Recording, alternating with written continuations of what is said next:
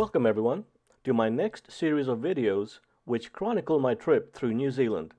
In part 1, we visit the hot water beach in Hahei, and then the following day, we visit the Karangahake Gorge and walk through the Crown Mine.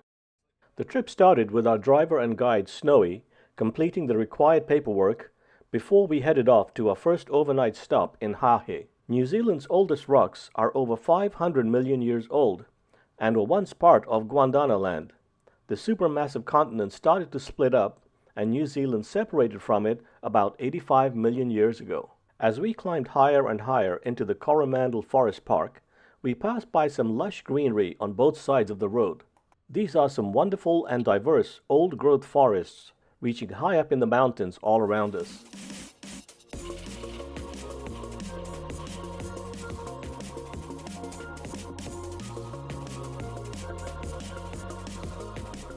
As we climbed higher into the forest, it started to rain, lightly at first, but then it came down pretty hard for a while until we descended to the flatlands again. The rains eased off, but the threatening clouds remained overhead.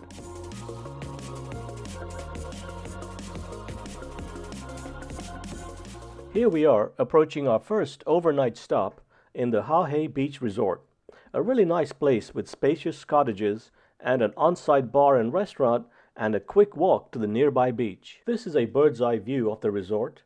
After unloading and parking the truck, I decided to walk around the resort and check out the area. This is the main office building as you enter and get checked in.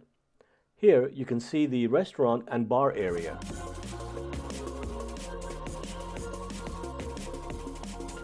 This was my cabin for the night. A really nice and spacious place with sleeping beds for 6 people, but I was lucky enough to get this all to myself tonight. After unpacking and getting settled in, I decided to check out the beach nearby. It was a little bit cold and windy and drizzly, so the beach was pretty much deserted. I'm sure during warm weather, this is a really nice place to hang out and swim. In the distance, I saw some unnamed islands offshore, and the winds were creating a choppy sea that crashed heavy waves onto the sides of these islands.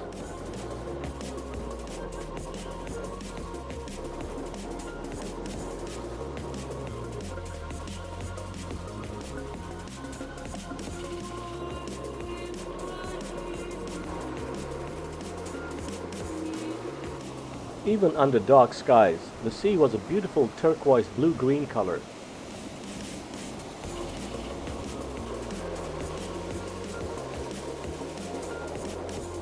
Towards evening, we made our way to the world-famous hot water beach. This is an area on the beach where hot water wells up underground and flows down to the ocean.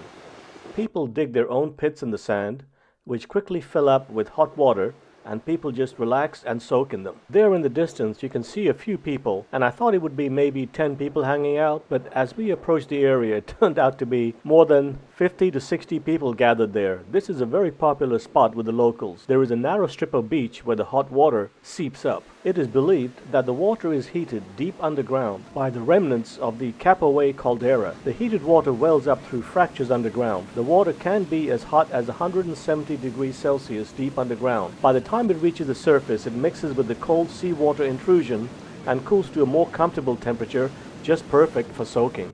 On the opposite side of the beach, you can clearly see the volcanic origin of the rocks strewn on the beach by looking at their colors and their texture. The reds are from iron oxide and the yellows are from sulfur.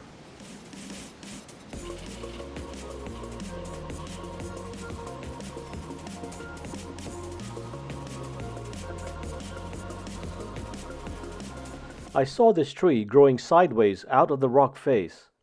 Even though the trunk is split, the tree seemed to be healthy looking and full of foliage.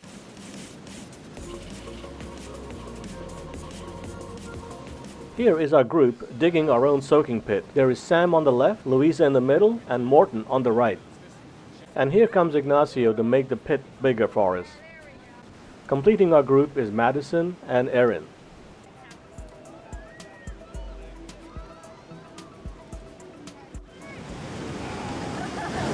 This is nice and warm.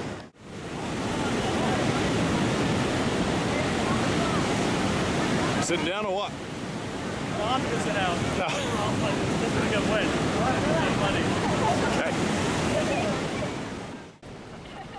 I wasn't going to sit down, but the hot water was so inviting, I was persuaded to sit down and relax and soak for a while with the rest of the group.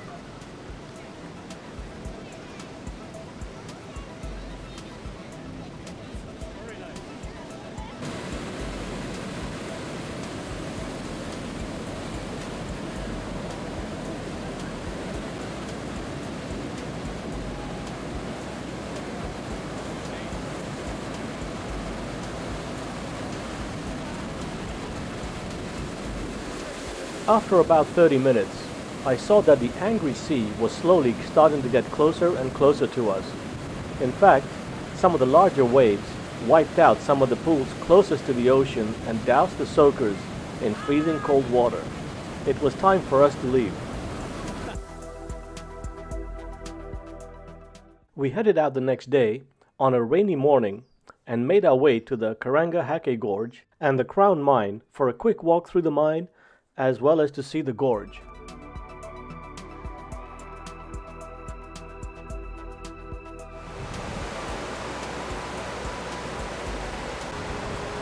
Once again, you can see the lush greenery of the mountains, which is typical for this area.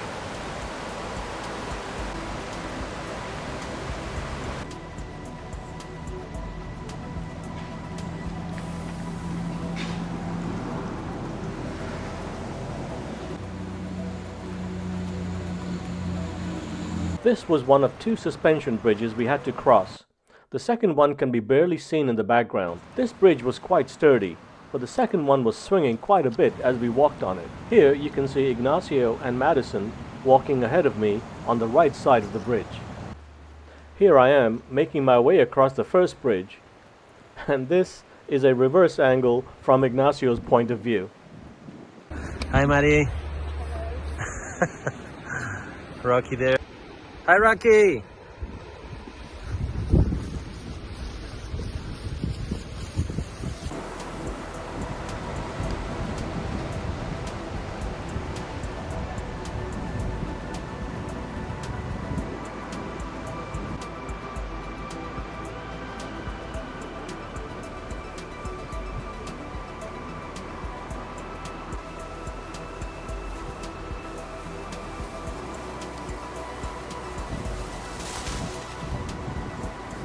There is the second suspension bridge with some building foundations in the foreground, and there was also some mechanical equipment left behind.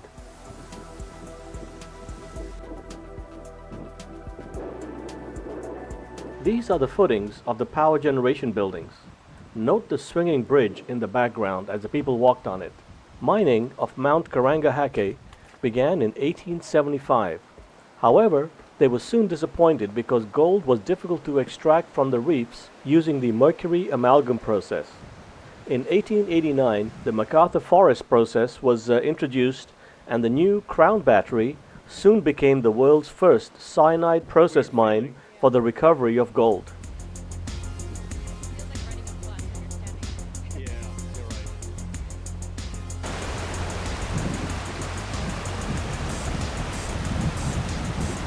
Here you can see the solid concrete blocks anchoring the cables for the second suspension bridge. After walking a little ways on the trail, we came across some railroad tracks which were used to move ore-laden carts from the mine interior to the riverbanks for shipping for processing. The rains continued to fall as we walked along the well-worn path to the mine shaft.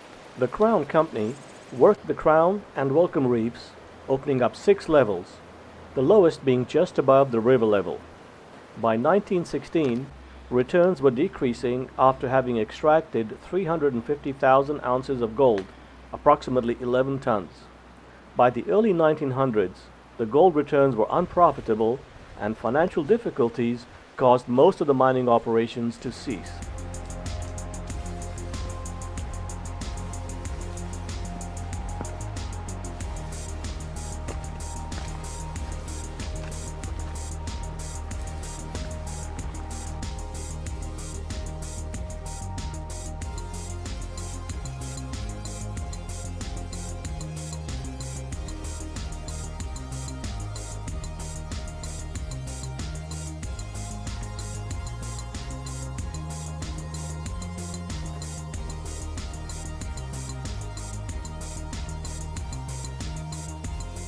On the opposite side of the canyon, you can see the almost vertical face of the solid rock cliffs.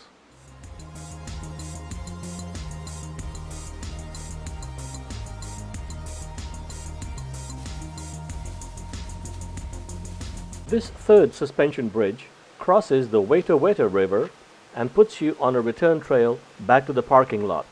However, it was closed to public access.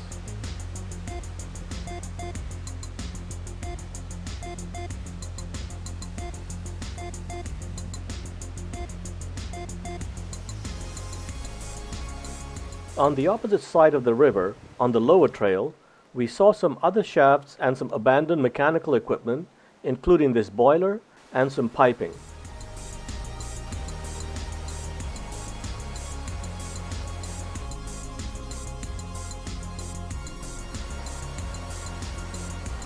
This is the entrance to the third suspension bridge, showing the closed sign. I found out shortly why this bridge and the return trail is closed. That's the view of the other path that takes you back to the parking lot. If you look at the highlighted area, you will see a significant landslide that has blocked the trail and destroyed the safety handrails, hence the trail closure.